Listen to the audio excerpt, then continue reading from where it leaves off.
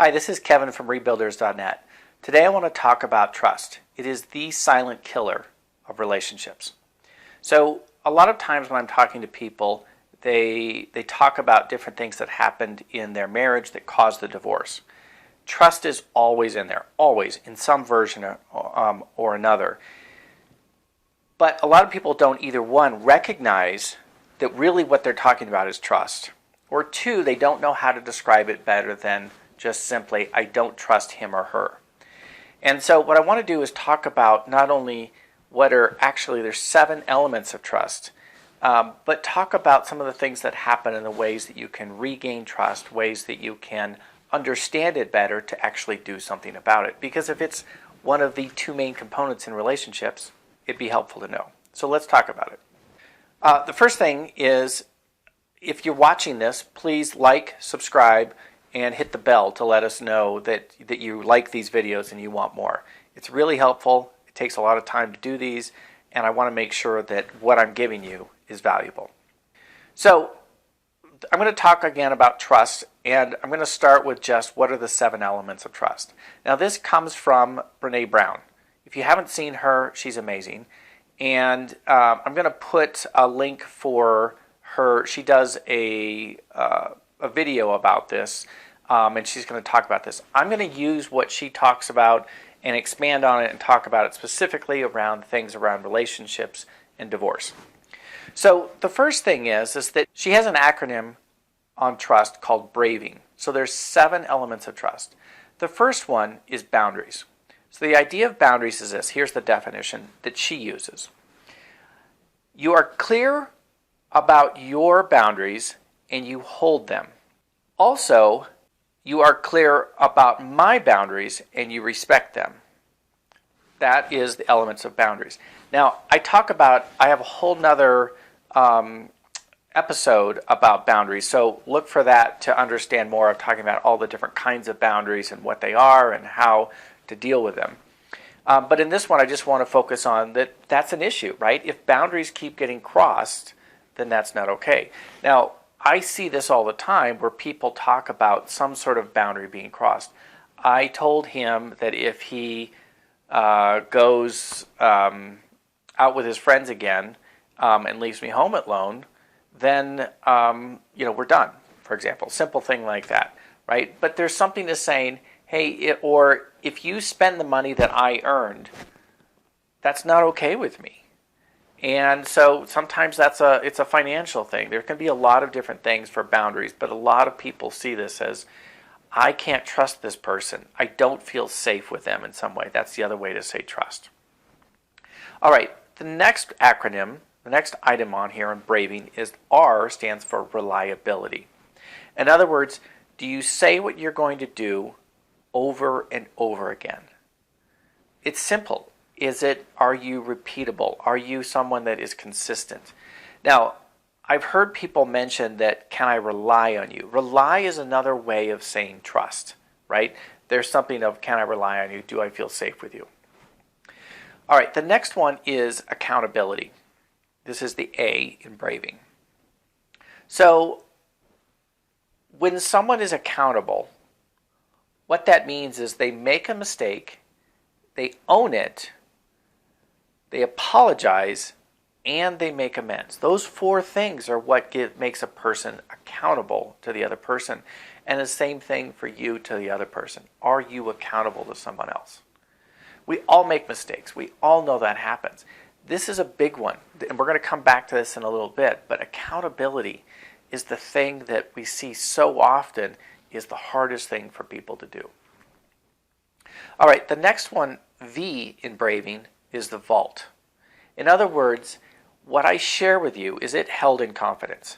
So I know, for example, that there was a friend of mine. She was in a relationship after she got divorced. And she would share these things about herself, she was starting to learn about herself, or that she felt like she was really starting to understand, but saying, this is a sore spot for me.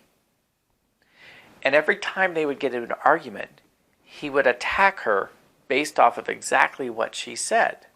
So in other words, she didn't trust him that she could share those things that were deeply vulnerable to him.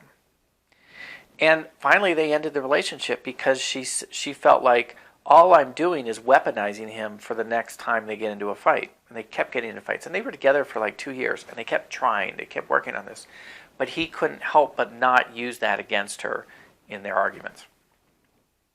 All right, the next one in braving is I, for integrity. And this is that you practice your values, not just profess them. And, integrity to me is one of those things of also explaining that you do what's right even when no one's looking. And this is a hard one. This is the one where things like, there's a funny story about the fact that the most stolen book in libraries is the Bible. Why is that? It's available almost anywhere. You can get it for free. But in theory, that's what I heard. I think it was Malcolm Gladwell that mentioned that.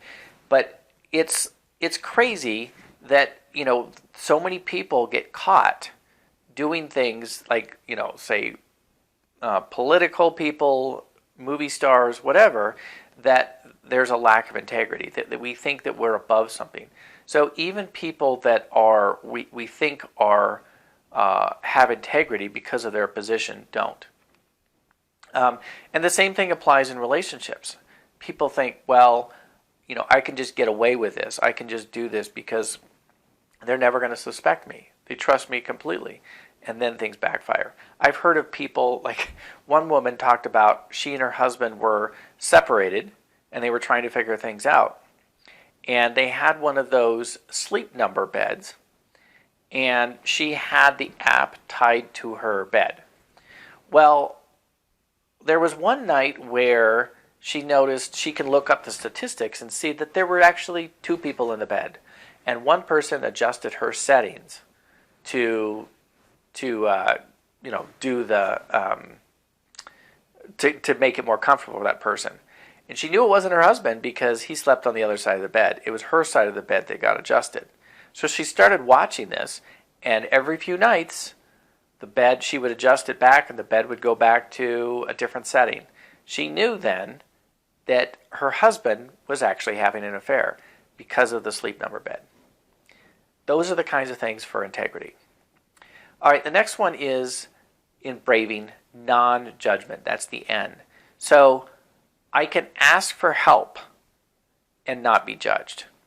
So a lot of times, we see this is that, again, kind of like the friend that would tell her boyfriend about something. Like there's a certain amount of saying,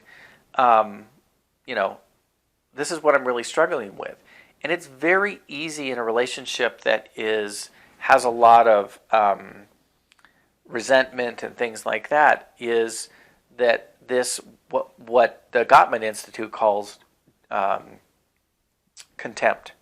So contempt is that sort of looking down on you. Well, if that other person has a lot of contempt, that everything you do that's wrong isn't okay, then there's going to be something there. Now we talk about it in other things. If you think about this, the opposite of non-judgment is obviously judgment. So what is that? Well, we talk about in our feelings that anger is judgment. Things start to tie together. That when there's anger, there's judgment, which means there is an effect on trust. It all comes together. All right, the last one I really like because it's such a subtle piece of trust, but it's really important. This is the G in braving, and this is generosity. So when something happens, do you give your partner the most generous option of what could have happened?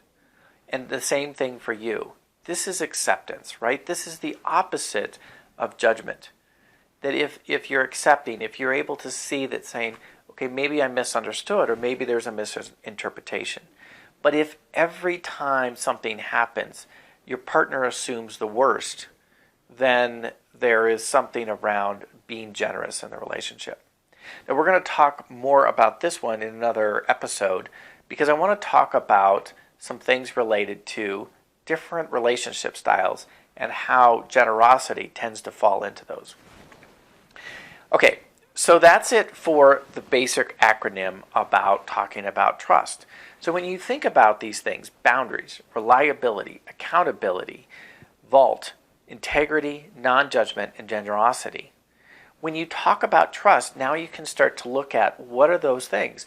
And what we find is that when people are able to talk with each other in a relationship and truly identify where are the places that I don't trust you, rather than saying I don't trust you or I have trust issues or I need to rebuild my trust, if you can break down where that is, it's helpful. Because in some cases, part of what can happen is you might say, you know what, I realize that you are my vault. You are good at that. What I say to you in confidence stays in confidence.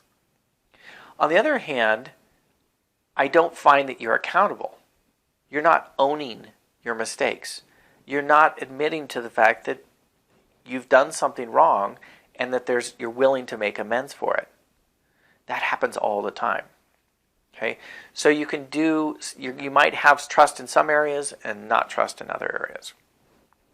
All right, so the next thing I want to mention is talking about infidelity, because infidelity is by far the most damaging thing you can do for trust in a relationship. There's just no other thing that captures so many different things. Now, there's a lot of things people can do that lose their trust. I've heard of people who find out they have cancer and the next day their partner files for divorce. I've heard of people who get in a car accident and say, you know what, I don't really want to take care of a paraplegic. I'm out. There's so many things that people have done that certainly affect trust that aren't just infidelity. But infidelity, in some ways, I think covers more of these categories than anything else. So if we go through those, let's talk about those. So the first one is, does infidelity affect boundaries? Absolutely. There's sort of an implied boundary of you will not share your body with somebody else, only with me. That's one thing. Reliability. Do you say what you're going to do over and over again?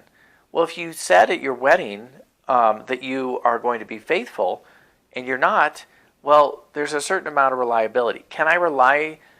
Are you going to reliably be in our bed every night? Or are you do you say that you're going to go out with friends and you actually go out with someone else? Reliability affected. Accountability. If you get caught being unfaithful, do you make the mistake? Do you own it before the other person finds out? And then do you apologize and make amends? And I'm going to talk a little bit more about this in just a minute because this is a really, really big one. Vault. What I share with you is held in confidence. And what you share with me is held in confidence. So I don't think this one is typically affected by infidelity directly. There might be things that maybe you share with, or someone shared with their lover or mistress or whatever you want to call it, the person they're unfaithful with. But there's a vault thing that I don't think that one comes quite as much. Okay, the next one is integrity. So this is a big one too, right? When you profess that your values are that you are exclusive to one person, but then you don't actually do that. So, that's another really big one. All right. So, and then non-judgment. Can I ask for help and not be judged? Again, I don't see that coming up typically I don't see that coming up in infidelity, but I think it actually does. Because one of the things that I've seen before is that people might say, hey, there's reasons for infidelity. And some of those reasons that I've talked about before are, in other episodes, are around the idea of what does the person need? And sometimes they go outside of a relationship because they aren't getting their needs met. So in other words, if I'm asking you I need to be more intimate with you, or I need more communication, or I know I need those things, and you don't give them to me, then I can't trust you. Okay. And then the next one is generosity. So is there the most generous option? So, when someone is unfaithful, there's not a whole lot that you can be generous about, right? There's a certain amount of, well, maybe there's something more that we can be doing. There are some options, but it's hard to be really generous about that but there is something to say of, all right, sometimes infidelity is a sign of relationship weakness and that something needs to be done. So let's work on that rather than just the infidelity. Now, I want to shift away from Brené Brown and talk a little bit about some other things, because since my divorce, I've been in a lot of relationships. I have sort of looked at my divorce as an opportunity to grow and learn. And so I've done what we call growing relationships. Each time I try and get into to do better next time, get better at what it is to be in relationships.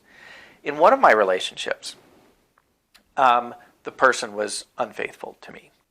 I found out about it by chance on her phone, and I saw these text messages that indicated she clearly was having an affair with someone else. And I thought we were exclusive. So when I approached her about being unfaithful, I knew about this, but I wanted to see what she says. She admitted to being unfaithful, and I said, "Who is it?" She told me about someone else. That was a trust issue for me. Not only was there infidelity, so crossing boundaries, accountability, all of these things that we talked about, but then there was a certain level of, wow, there's not just one person, there's two. And that was when I saw my trust vanish. There was nothing left. I knew that it was over. And yet I still wanted to try and figure things out, exit gracefully, all of that. For a while, I tried to see if I could make this work, that clearly something's wrong. Clearly, the relationship isn't working. And so, I started approaching her around, these are the things that I need. I set some boundaries. First of all, I said, and this comes from Esther Perel, is I needed to know she was sorry. And Esther Perel talks about the key indicator for whether a person can even start rebuilding trust is if one person expresses that they're truly sorry. And I don't mean just says, "I'm sorry." They show it. They need to break down. They need to be really sad. They need to recognize, I've done something that's unacceptable. If that's the arrangement in the relationship, right? Well, this person I was with, this is what she said. "I'm sorry." That was it. So in that moment, I knew that she wasn't really sorry. It was like a 4-year-old saying, "I'm sorry." So that's one thing, is you need to see that they really mean it. Now, this gets to the accountability I was talking about before. So did she own it? No. Now the next thing was, did she apologize? Yes, sort of, but not really. She kind of, said, "Well, sorry, whatever." So it didn't matter to her. And then I asked her as well, here's the things that I need. I need to know where you are. I need to know who you're with. And I need you to stop seeing these people. And she agreed to all of those for a while. And then, but I think the first elements that were missing there were just, she wasn't really sorry. Now, another thing that comes up about infidelity that's really interesting is the fact that there's a study that just was released that showed that people are 3 times more likely to cheat again if they've cheated once before. So in another relationship I was in, I was with a woman, and while she was married, she had an affair. And it lasted months for her. She's very unhappy in her marriage. For 6 years, they didn't have sex at all. So she was really just desperate for outside touch. She's a very physical needs kind of person. She really liked touch. That was her love language. And so what she told me was, when she told me about this, she said, "Is this okay?" And we were just in a relationship that was, we weren't really highly committed to each other. But one of the things I noticed was just knowing that she had done it once before, and we talked about this, makes her more likely to do it again. if things aren't right, if things aren't okay, she knows that she can go outside. Now, I was able to be okay with that because that was in her marriage, and she really was a person in a lot of ways. I saw integrity, all these elements of trust in a lot of ways. It was just that she got to the point of she didn't know what else to do, and she wanted to try it. She didn't want to break up her marriage. She had 2 kids, still does, but she was trying to make it work. So anyway, that's another element, which is, there is the phrase, once a cheater, always a cheater.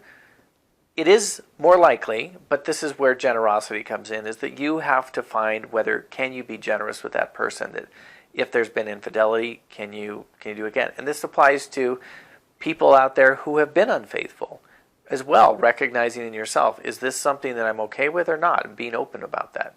Maybe you're not a person that really wants to be in a fully committed relationship. It's okay. It's just a matter of being honest with yourself and with others.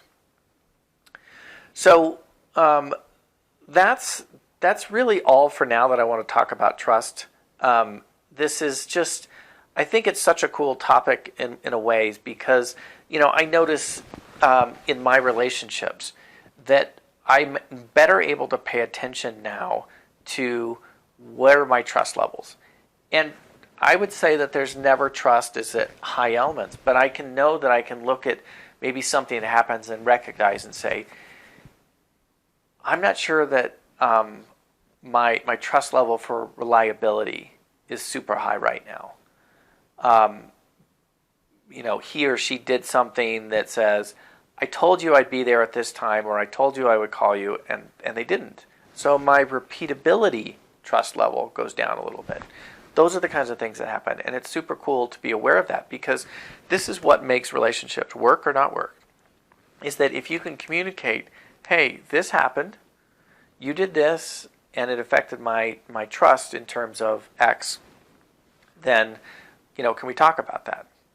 So, I think that there's just some really amazing things to incorporate into relationships about, what is your trust levels. And you can do this exercise by looking at different kinds of, the different relationships you have in your life and just evaluate, how much do I trust this person? Very cool exercise. I'm going to put together a document that explains this a little bit more and gives you tools to be able to do that, to measure your trust levels with different people. So if you'd like that, click on the link below, or if you'd like that, click on the link in the description, and I'll send that to you. That's all for now. Take care. Good luck with your trust.